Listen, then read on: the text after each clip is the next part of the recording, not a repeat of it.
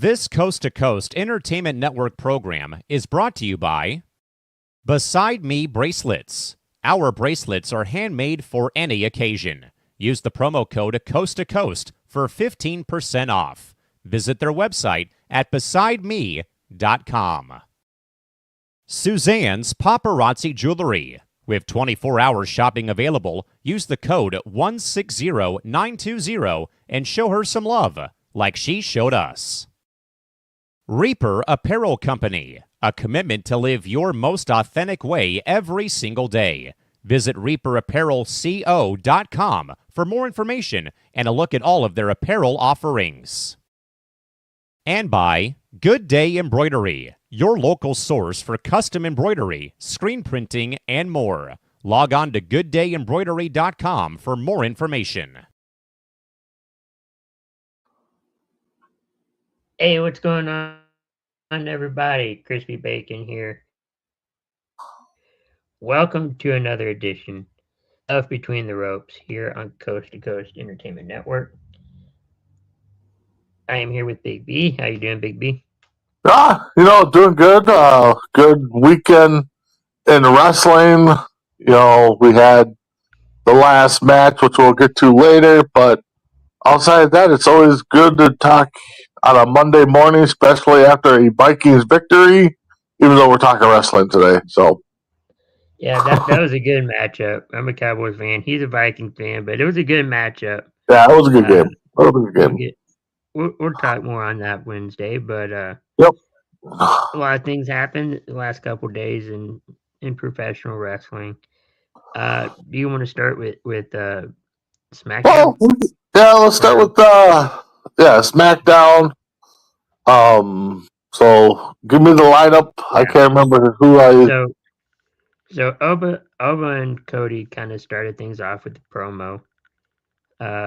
This basically was going to be a showcase for Saturday night's main event, a showcase between the main roster and NXT talent. Mm-hmm. Obafemi came out and pretty much cut a promo saying Cody's the current and he's going to be the future, basically. Basically WWE's trying to build him up. Yeah, no, I mean, for being, and I think he's very, very young in the business. I don't think he's been around that long overall. I think he played college football, then got into, NXT, and, I think he's coming up fast. So he's definitely going to be a force to reckon with. And honestly, I thought he'd be a bigger dude than, bigger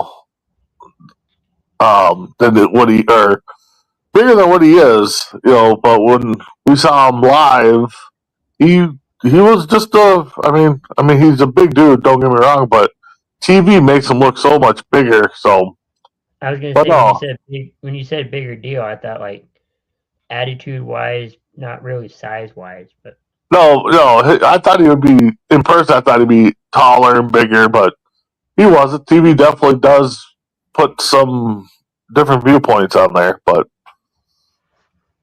yeah, I agree with that. First official match, and it's becoming a staple.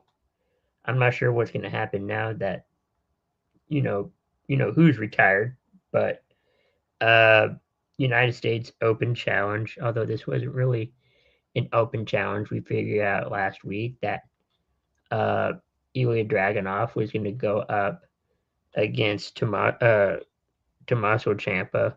It was a good match overall, but Ilya retains. Oh, his matches are interesting. He puts everything into it. Yeah, I mean, he's definitely an up-and-coming star. I kind of hope they keep the Open Challenge going, for a while. Maybe not forever, but let it go for a while because it is kind of cool. I mean, they're not really doing an Open Challenge like you said. We knew this was going to be a match last week, so it's not really an Open Challenge, but I kind of hope they keep it an Open Challenge. But, yeah, there was some interference. Johnny Gargano and his wife interfered. Thought the match was over, but it wasn't. But Dragunov comes out on top. I'd definitely like to see them two run it back again. I mean, they definitely put on a great show. And I agree, and I don't Carmelo Hayes came out, right? I believe so. Yeah. Yeah, I think he came out towards the end. That would be a good match too. All three of them in there would be, I think, a good match. But I bet you we see a tag team match between DIY and then Carmelo Hayes and Dragunov before we get a fatal three-way. I wouldn't mind that. I also like how, a lot of times it is an open challenge, but having maybe a week or two where we know who it is, just based on maybe. Yeah. I don't mind too much. Speaking of, let's see here, you had Solo Sikoa in an MFT promo. Good promo by MFT and the Wyatt Six. But they're going to have their title match this week. They're setting that up. Yeah, I mean, Solo's actually, getting better on the mic. The MFT Wyatt, battle. Definitely, I think it's going to be a good match this week. We'll see where it goes, and maybe. They're still somewhat outnumbered unless you count Nikki Cross in there, but MFT has 5, Y6 has 4, so we'll see if they get some steam where they get in there, or if this is just going to be kind of like a 2-on-2 battle, and it'd be nice to see Howdy and Solo go at it at least once. I wouldn't mind that. And if you do add a female to the MFT, who would you pick? It has to be somebody from the bloodline. Or yeah, I mean, so it would be like Naomi or Nia Jax. I'm thinking maybe Nia Jax. Yeah, it would have to be one of them too, but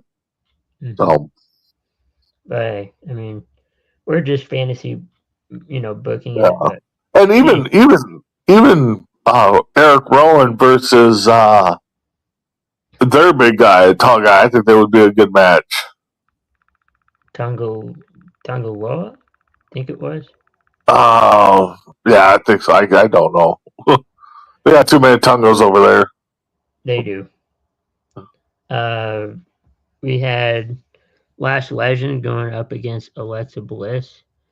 I think this is kind of setting up for a potential singles run for both Alexa and Charlotte. But unfortunately, Lash Legend won this match. Yeah. What do you think of her? I know she's new. Jeez. No, she's going to be a force to be reckoned with. Her and Nia definitely going to be a force to be reckoned with in the tag team division. We're going to get at least 1 or 2 matches here where we're going to see them in a tag match. I mean, of course, you're probably going to get Nia versus Charlotte in the next coming weeks, and then you'll probably get a tag match. Both groups want title matches, so we'll see. But I tell you, if they push Nia and Lash Legend together and get those titles on them, I mean, that's going to be a hard team to beat. I agree with that. I feel like they're doing better with the women's tag division. Yep. I know it wasn't like the best for many years. Still not. Actually, I really think overall the women's divisions are getting well pushed. Yes, but I feel like the tag division for the women has been struggling for years. Yeah, but no, they got some good tag teams coming. So Mm-hmm. It's gonna be fun. yeah.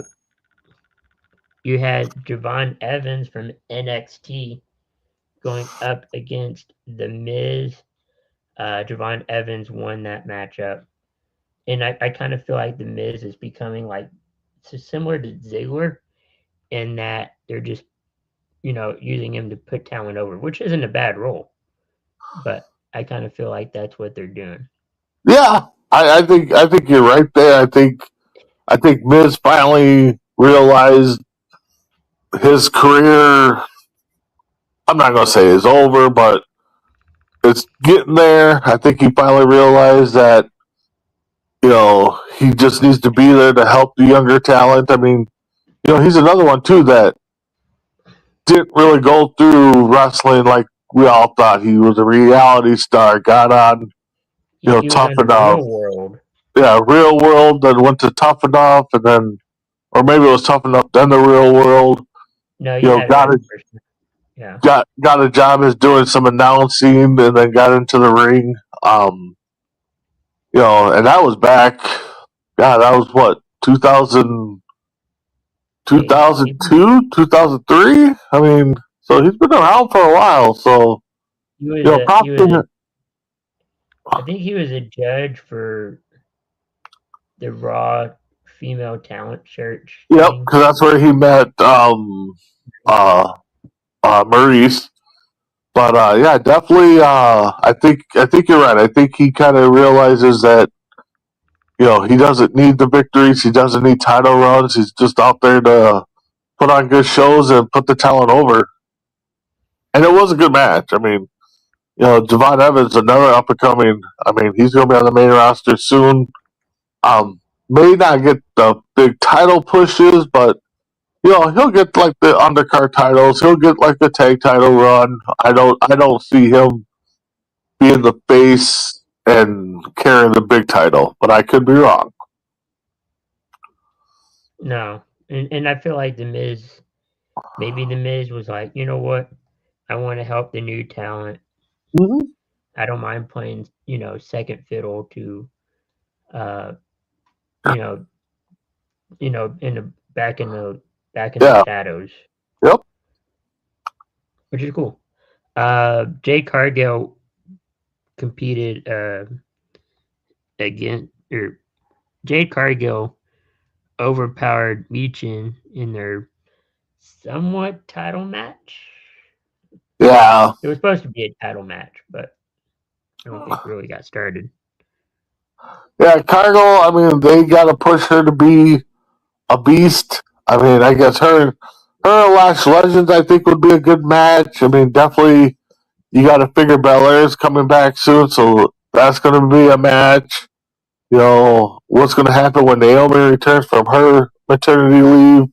So, I mean, there's some good competition there on that SmackDown side for that title. So, and then you also got Jordan Grace down in NXT that, sooner or later, I think she's going to pop up on the main roster. So, it'll be interesting to see that.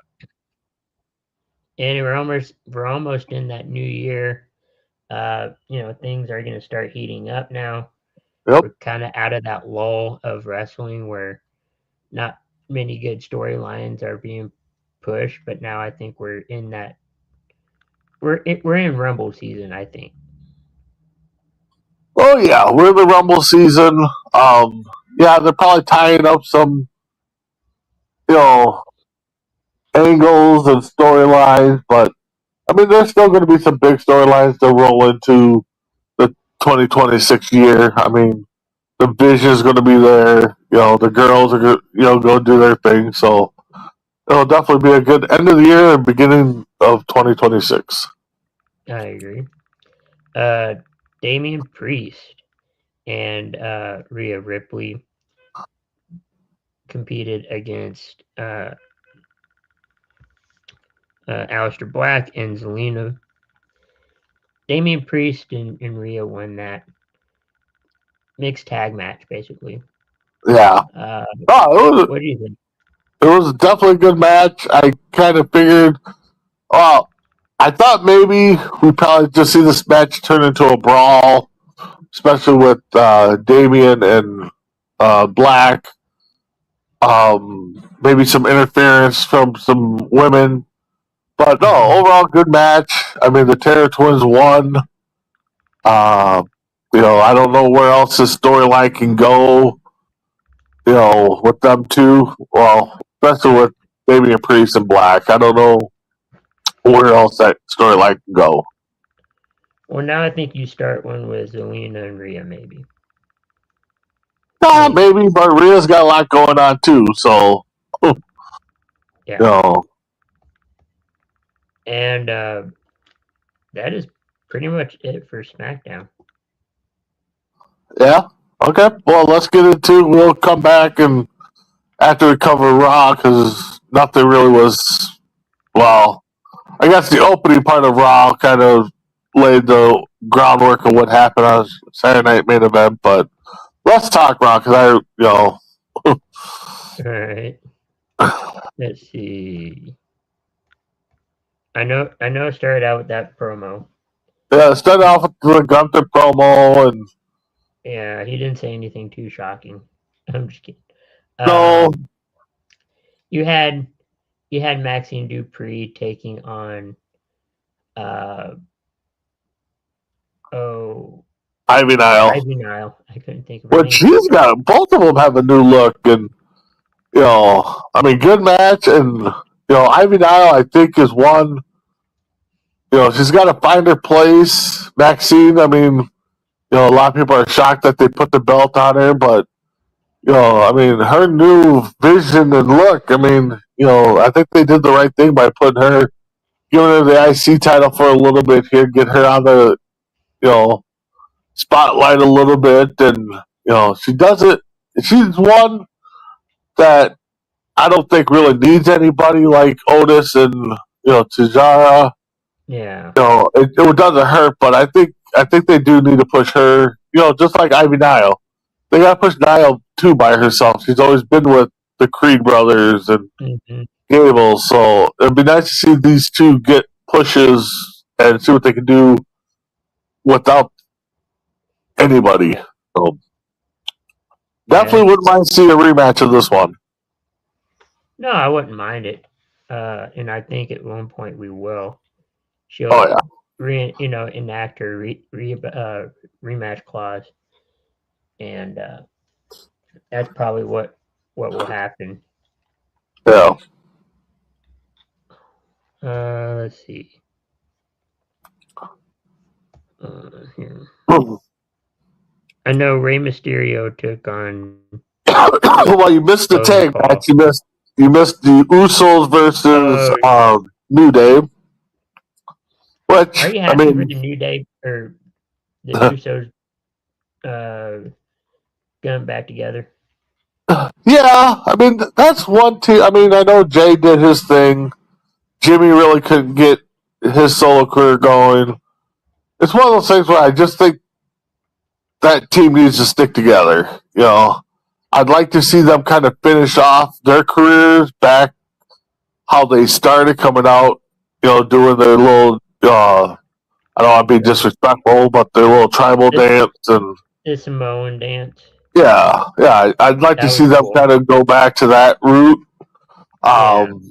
Maybe even have Rikishi come in, and kind of manage them. I was gonna say, and then have him maybe jump and manage Sikoa a little bit. Because there's definitely a lot of bloodline there. But no, it was a good match. I mean, we've seen this match play out how many different times over the years. I mean, Grayson Waller got involved, got thrown out.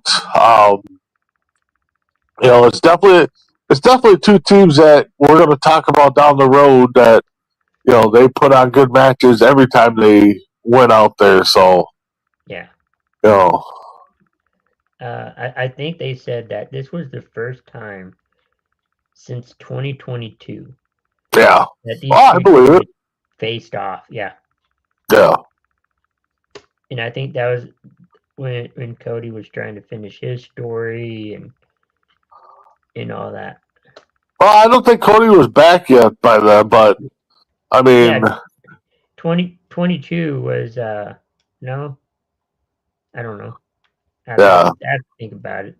yeah, That was a long time ago. yep, yep. But we had CM Punk with his promo. And I know a lot of these promos are scripted and stuff, and I tell you what, though, man, I kind of hope this one wasn't scripted because he kind of just laid into everything, and I mean, I would guess that they probably gave him bullet points and I stuff was like gonna that, say but that. I would like to see them just let Punk just go out there and just cut something off the top of his head because you just don't know what he's going to say. Well, I kind of feel like there's one promo he did where he was on the commentary desk, and Oh yeah, I think this was after Rumble. I want to say. yeah, I remember what you're talking about because he called the Rock big bald headed freak or something like that. Yeah. Yeah, No, yeah, I it don't was know. after Chamber. Yeah. Yeah, yeah, but I don't need to no, sell my soul and this and that. yeah, yeah. So But hey, I think Punk's good. Punk is good. I mean, he definitely is. I think they can build around him a little bit, let him have a decent title reign. I don't want them to go too far with it, but I mean, I don't see him holding the title on until WrestleMania, but you know, we'll Kevin see. saying what's up. Well, what's up, Kevin? Uh, but no, I think overall it was a good Raw. Yeah. I mean, I Logan mean, and Stereo facing off. that was a good match. I mean, another match that I kind of wouldn't mind seeing them do again. I mean, I know Ray's getting up there, but he's definitely got it going on still, and we finally saw the reveal of who the masked guy was. At least one of them. Some people are saying there might be another one or three. But we definitely got to see the new look, Austin Theory. I would say. Yeah, I saw the picture because I had to do something, but I saw the picture. He shaved his head. Yep, He's he got shaved his head. He kept the goatee. And honestly, when they showed a close up of him, I even said it, kind of out loud. I thought it was the Miz at least. He had that. He just looked like the Miz when they showed a up close picture of him, and then he took it off, and of course it was Austin Theory, which puts a lot of rumors to rest because it was Jericho, it was Seth, it was and I think even Paul Heyman even was kind of joking about it. Oh, it was Seth. It's Becky Lynch. Oh, it's Bruno Sammartino. It's this guy, in his little promo backstage. So, I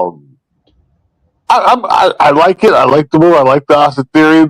Let's see what happens with that group now. I mean, they definitely, are vision.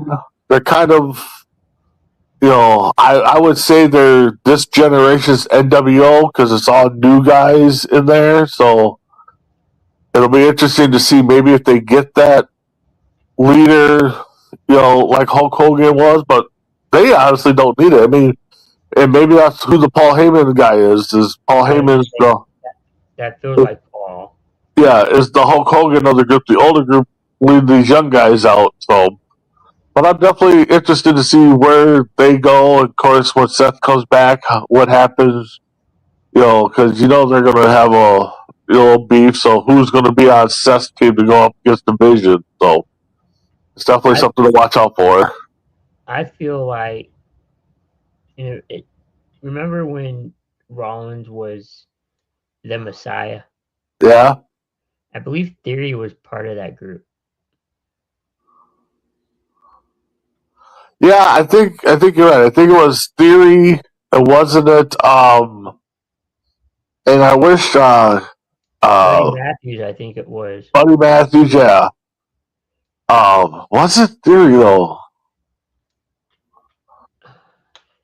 I wish one of our followers was here. I can't think of his name right now.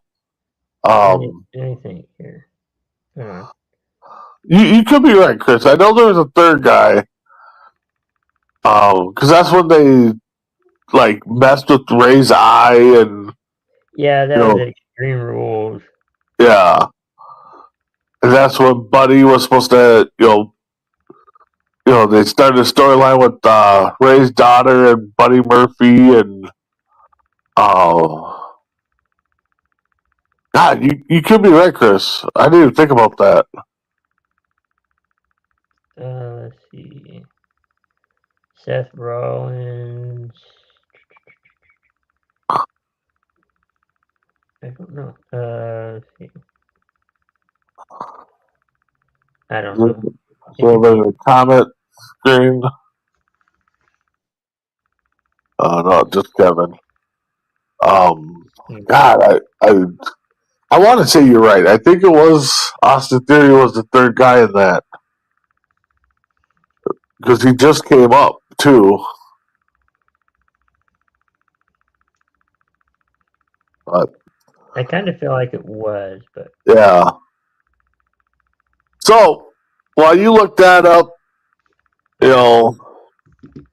what else can we say? Saturday night's main event. The last time is now. Final match. They definitely had good 3 or 4 matches, I would say.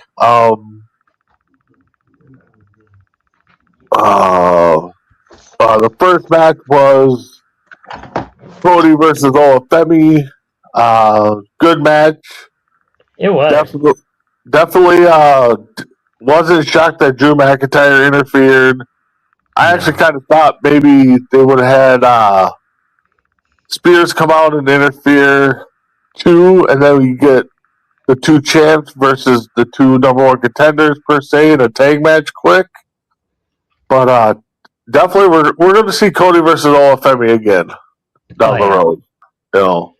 Yeah, and pretty much that on that promo between Cody and and Oba, they mentioned Seth like several times, even backstage. They mentioned Drew McIntyre. I'm sorry.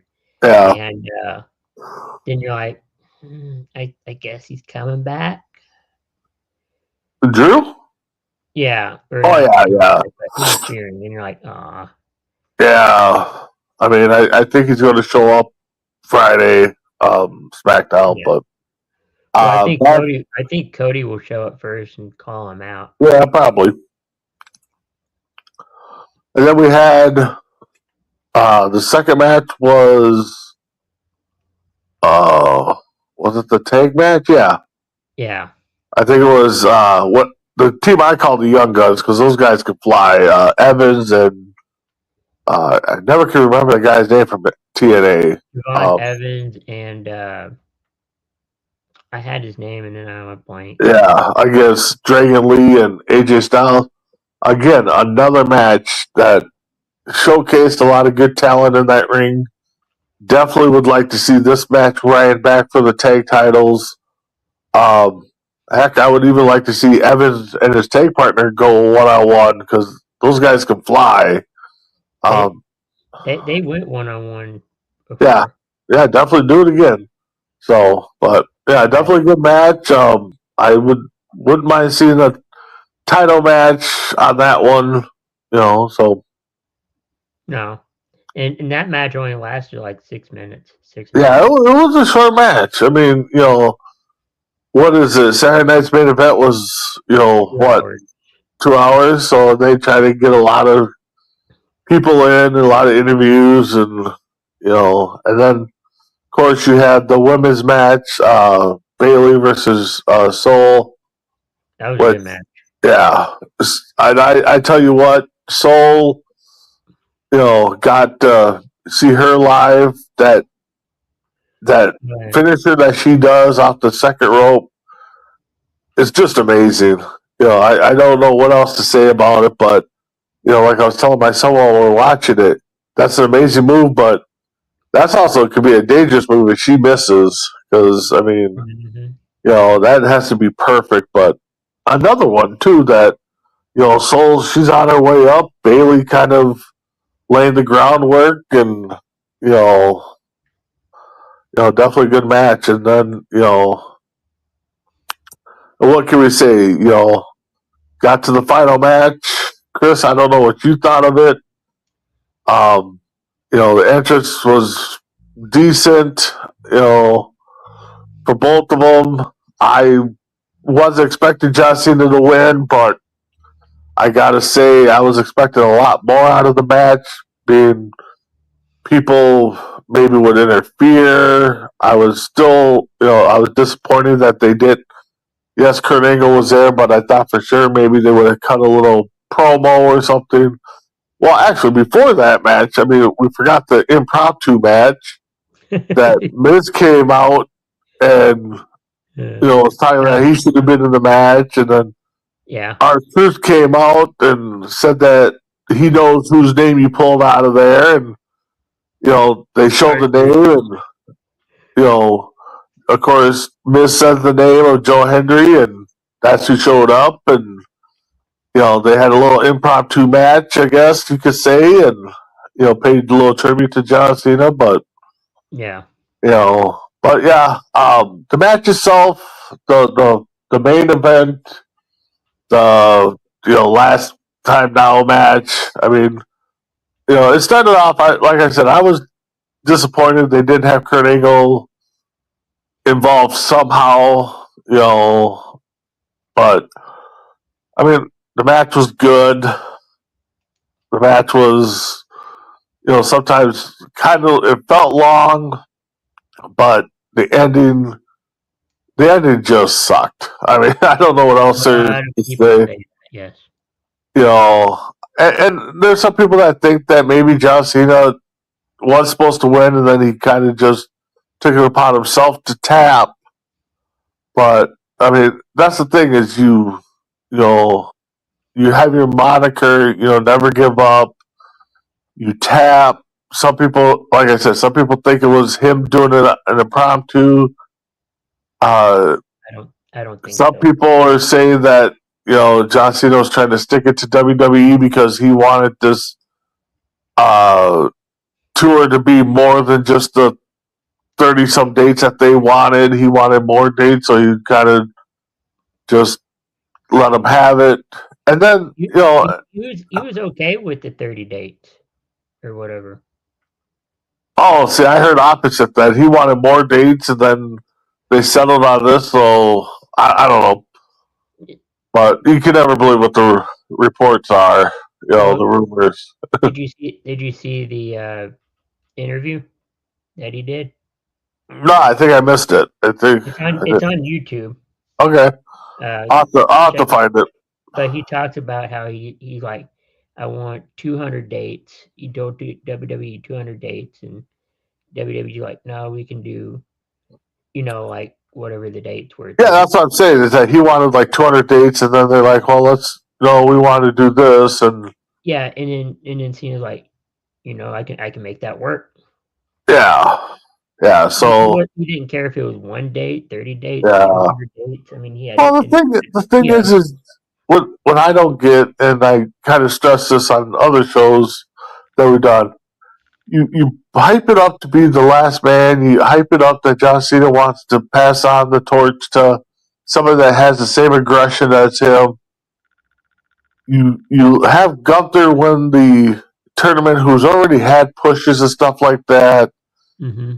So the only way this works and makes it believable is if they make Gunther this new, like, legend killer style where, he's going to start retiring, Randy Orton, The Miz, just all these people that, so, I mean,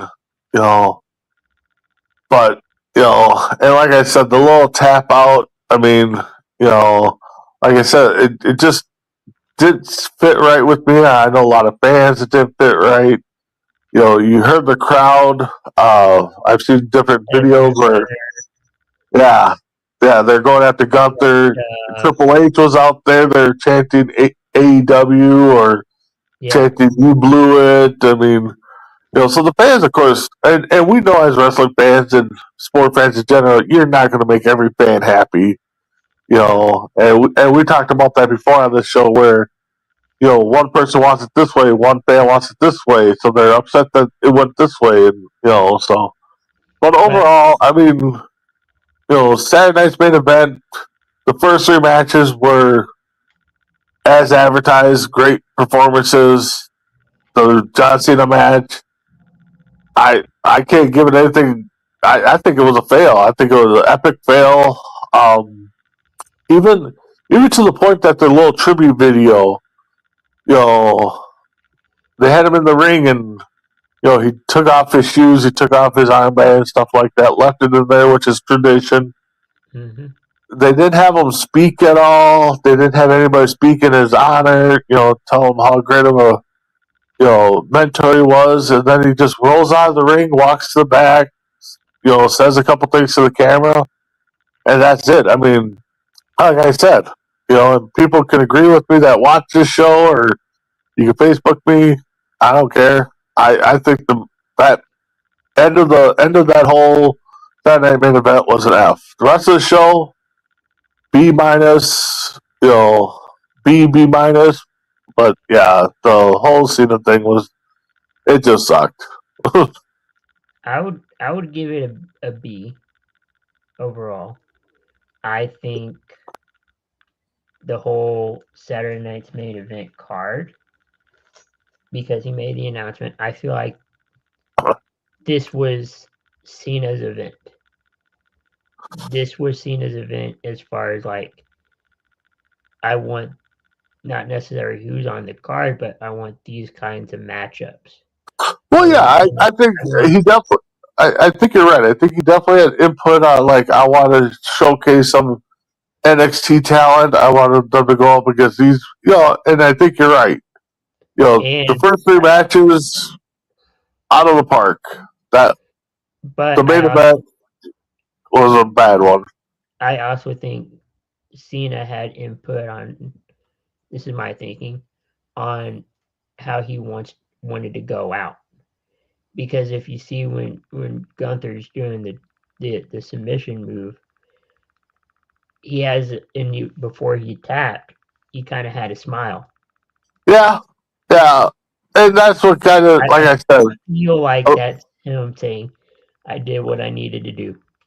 Yep, and I think that's what a lot of people are feeding into is they saw the little smile, so did Cena last minute change it to where he decided Gunther wouldn't, like you said, I've done enough. I don't need to beat Gunther. Did he stick it to WWE? Because I mean, you saw the reaction. I don't know if you have, but Bayley and CM Punk, when the tap came, they were shocked. So either nobody knew what the outcome was, or they thought John Cena was going to win and he tapped. But yeah, it's just that little smirk that he had and the little, tap. I don't know. It just didn't sit right. It didn't feel right. And not saying that I expected John Cena to win. I really thought there'd be more to the match. I wouldn't have been surprised if he told his parents or his dad, Triple H, and maybe one or two other people that he's close to about what's going to happen. Oh, the rest because of the backlash that he knew he was going to get.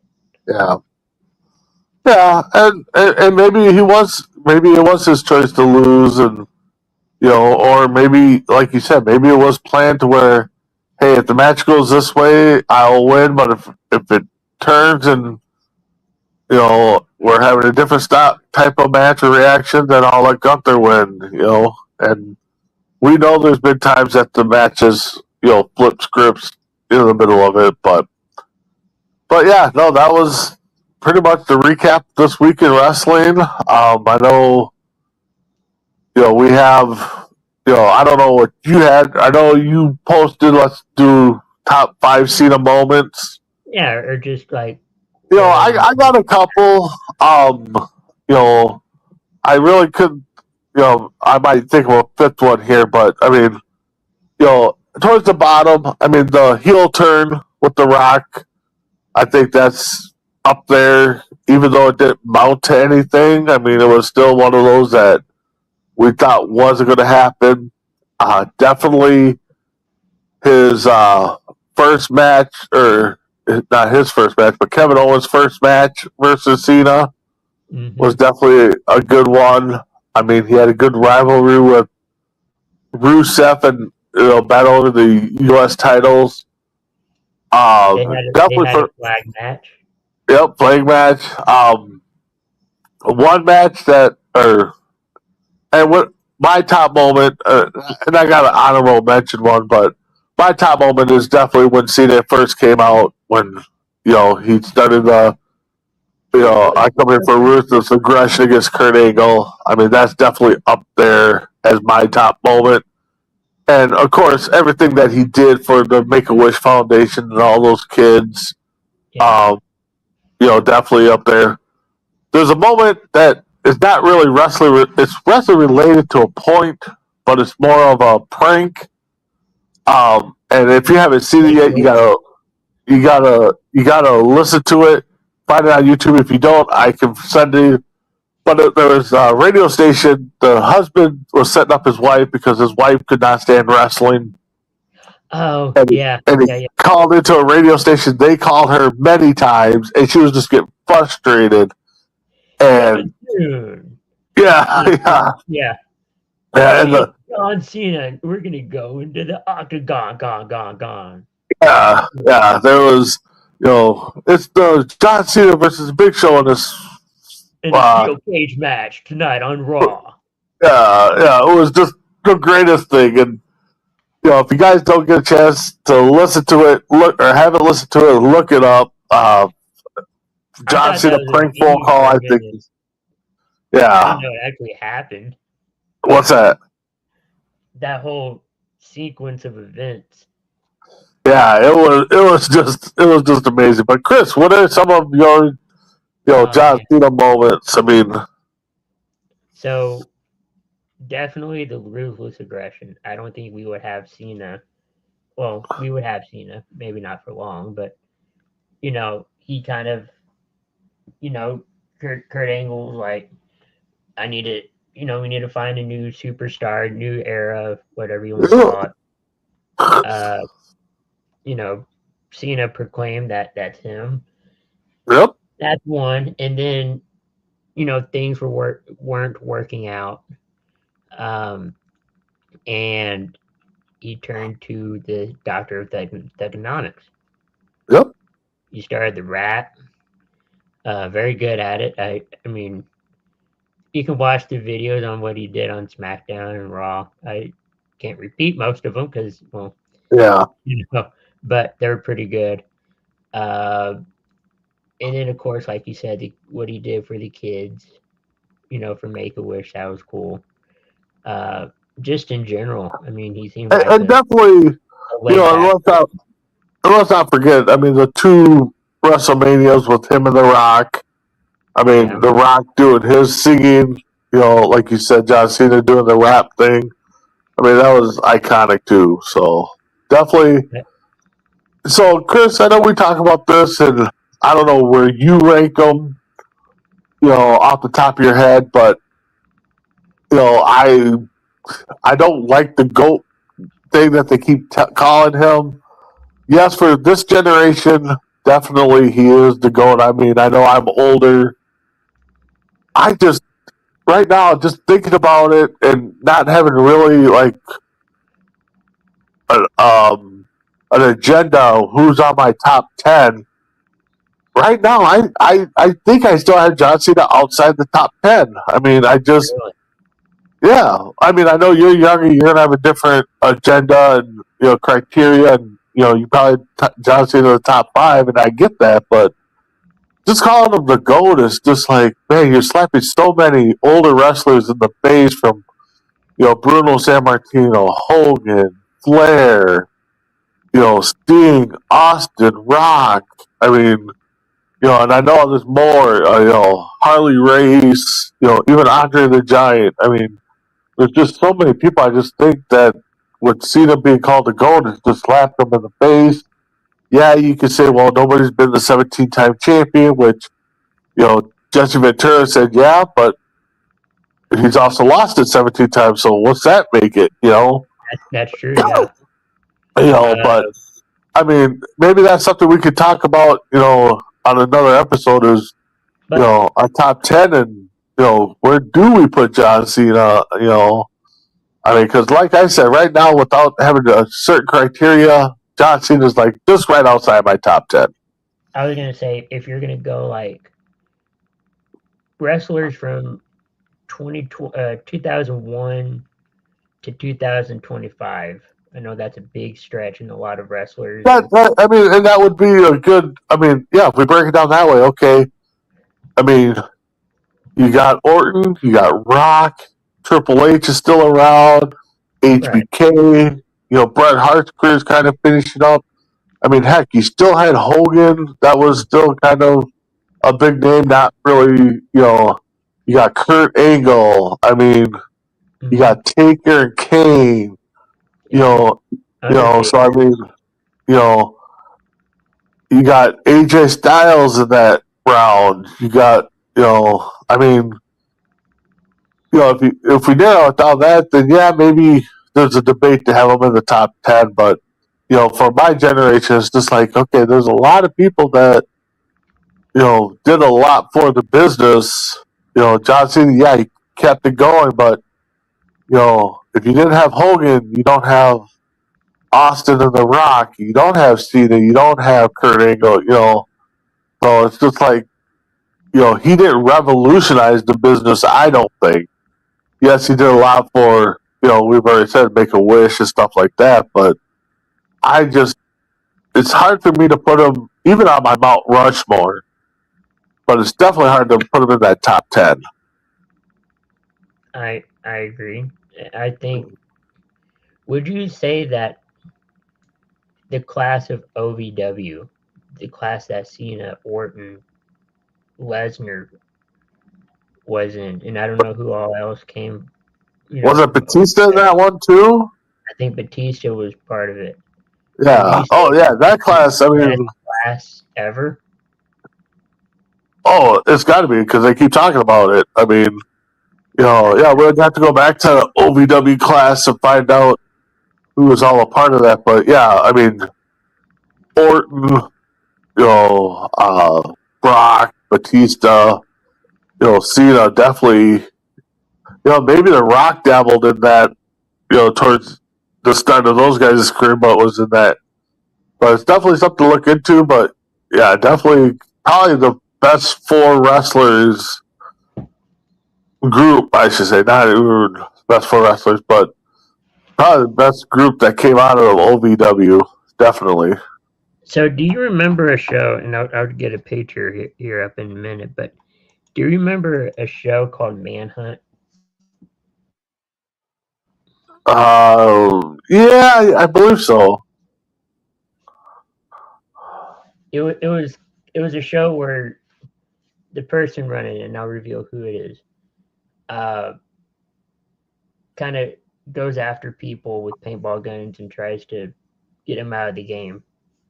Okay. It's kind of like the paintball thing, but Cena was part of it, and this was young Cena, like 2001 Cena. Okay. Before he was with WWE. It didn't work out. I mean, I think 6 episodes, but you can probably find stuff on it on YouTube. But oh, yeah. It's just weird. That's kind of how I saw him, and then acting and stuff. Before the wrestling. Yeah. Yeah. Oh. No. But with that being said, Chris. What's up? Go ahead. Oh, no. Yeah, Go ahead. Yeah, just I think that's it for tonight. What's our final thoughts and what we got coming up? Yeah, thanks everyone for watching, tuning in. you know, we're getting close to Royal Rumble and the start of, another year of WWE Raw and SmackDown Our award continuing. ceremony coming up. Our award ceremony coming up at the end of the month, close to the end of the month. Make sure, to tune in for that. There's a lot of great categories from, faction to wrestlers, both men and women. It's going to be fun. It's Oh, a way it to is. Oh, it is. it's our way to look back, at professional wrestling. You don't have to vote necessarily for WWE or Nope, it's open for everything. yeah, you can do indie wrestling. You can do, I don't know, if it's wrestling, add Yep. it. Yep. But that's coming up, so Well, make sure and you then you tune in. could, yep, and then you could check out myself and Tim. Hopefully he's better. He's been battling the flu and stuff, but we'll be back for a Rankum show. Doing a little music, 90s Ooh. hip hop. So check out that. You'll definitely see myself, Chris, Kevin, and Tim between the road. Primetime Blitz as we recap Week 15 with the awesome Minnesota victory, and of course preview Week 16 and getting close to that almighty who gets the first overall pick and and all that fun stuff, all the rumors, and maybe even talk a little Joe Burrow trade rumors and go from there. So, Yeah, I know he's been contemplating that. yeah. So, but without that being said, Chris, Yeah, I guess that's a wrap for us. I believe it is. So make sure to tune in next week for another Between the Ropes here on Coast to Coast Entertainment Network. And with that, enjoy your week. We'll be back for another edition and on Primetime Blitz on Wednesday. So with that, have a great night.